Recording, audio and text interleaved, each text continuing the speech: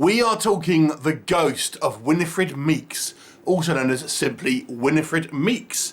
This one is directed and written by Jason Figgis.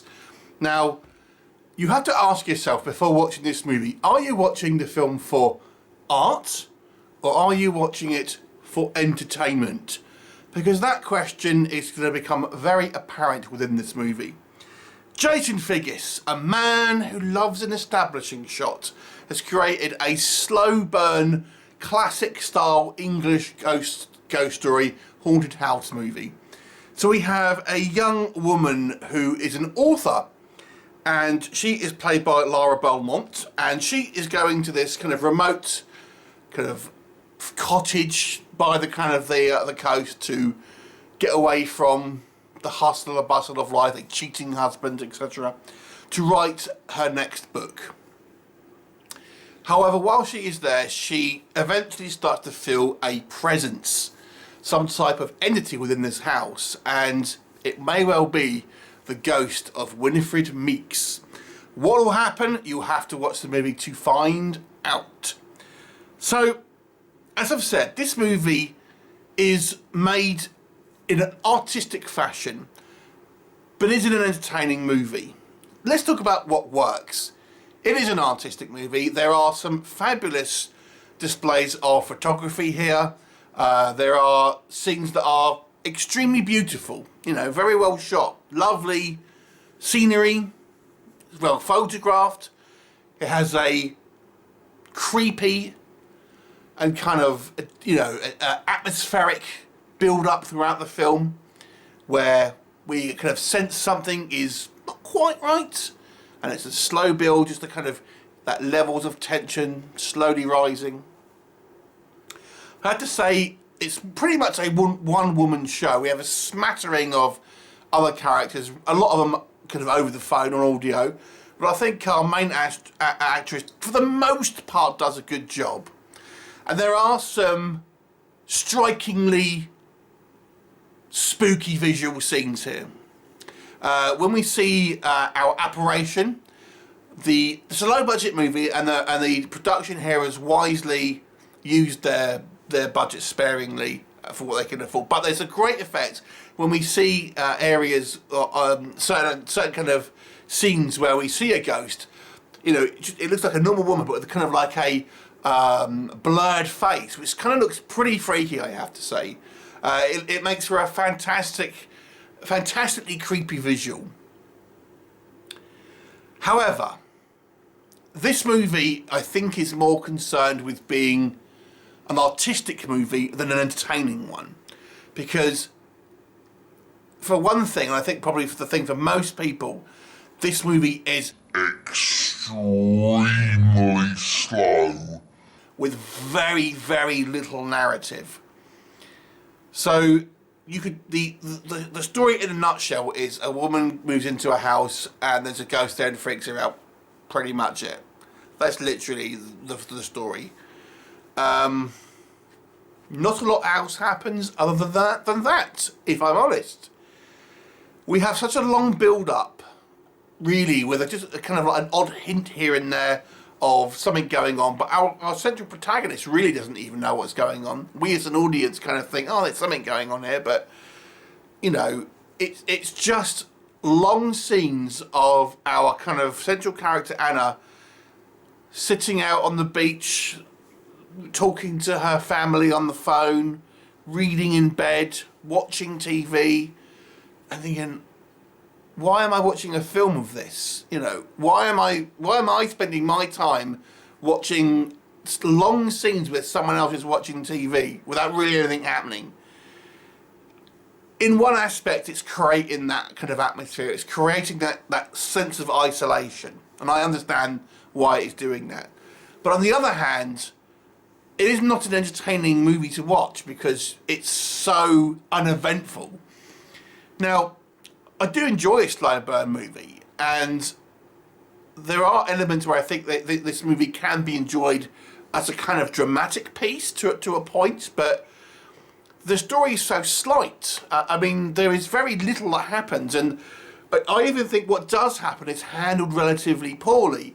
So when our kind of central character Anna finally gets wise, we simply get an info dump of exposition via some website that literally tells you the backstory of what's happened to this woman.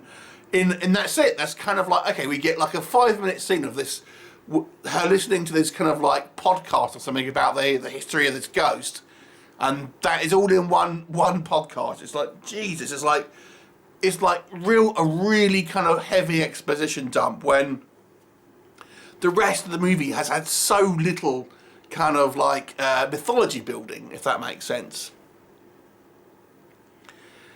I've mentioned I think the acting from our character was quite good, but there are 1 or 2 scenes where she's acting not really against anyone, and I think this is probably a disadvantage for the actress, to be honest. But nonetheless, there are a couple of scenes where I just think the direction was a little weak in kind of making this actress do certain things that looked natural, and she kind of looks like she's being told what to do, and therefore there are a few scenes where I feel the acting looks a little weak. But I've got to be honest, I think it's probably more of a directorial choice, if I'm honest. There's also some technical issues here. There's some very obvious ADR. We kind of get spooky, you know, like laughter and stuff like that, but it doesn't sound natural. It sounds kind of like the audio mixing is so artificial sounding. It sounds like it's being recorded over, you know, ambient noise, if that makes sense. So it doesn't feel like it's coming from a place within the house. It sounds like it's been recorded over the audio track, which I assume that's what's probably happened. But it sounds like that, and therefore really kind of sounds a little false. The movie, I mean, here's going to be a nitpicky thing for me, and I'll hold my hand up and say it's nitpicky. But horror films do this trope a lot, and it's where we have a character sitting here, but we'll see something behind them where they are unawares. Okay, so you'll see a figure behind them, they're looking straight ahead, so they don't know that there's something standing there. It's a tried and tested trope on horror movies. Why do I have a problem with that? Okay, so if that ghost is suddenly, you know, you can see them, who is it appearing for? Because the rest of the time it's invisible and not there. So if she's not looking at it, who is it appearing for? Us? That's the viewing public? Well, yes, that's what it is, we're appearing for it, but it doesn't make sense. If a ghost is showing itself, but it's not showing itself to anyone other than us as the audience, it doesn't make sense logically. That trope always pulls me out of it, because it's never made sense to me about why we see kind of ghosts in the background when other times they're completely invisible and the character happens to be like looking out in the foreground and stuff like that. I know it's a spooky trope and it kind of looks freaky, and I've not ever seen anyone else kind of really complain about this trope, but for me personally, it's just like, why? It just doesn't make sense. Anyway, maybe it's a ghost, maybe it doesn't make, you know, it's not supposed to make sense. I have to say also, the ending is rather a damp squid, and I think, is that it? That's the ending? And as I kind of alluded to at the beginning, the last thing I'll say is, my God, the director loves an establishing shot. Holy hell, how many establishing shots are in this movie? It's kind of like, is the running time being padded out with just to make it over a feature length by establishing shots? There's so many establishing shots, and if otherwise it's kind of like the building, or it's looking at in the scenery, and there's like another shot of the scenery, or it's a close up of a window or something. It's just like mood pieces, and I get that, and that's one of the things with this movie. It does have this kind of like great mood to it, but man, how many establishing shots do you need in one movie? I've got to be honest with you, this one, although I can appreciate the artiste, the skill in making a kind of a BBC style kind of like haunted kind of Christmas ghost story almost, it's just not very interesting. It's not very entertaining, and that's it. For a well-made production, I think it has done well for the budget. So if you want to watch a film for artistic value, I mean, it's not surreal, and it's kind of like perfectly kind of understandable plot, but there's so little plot, it's not hard to kind of get misled there.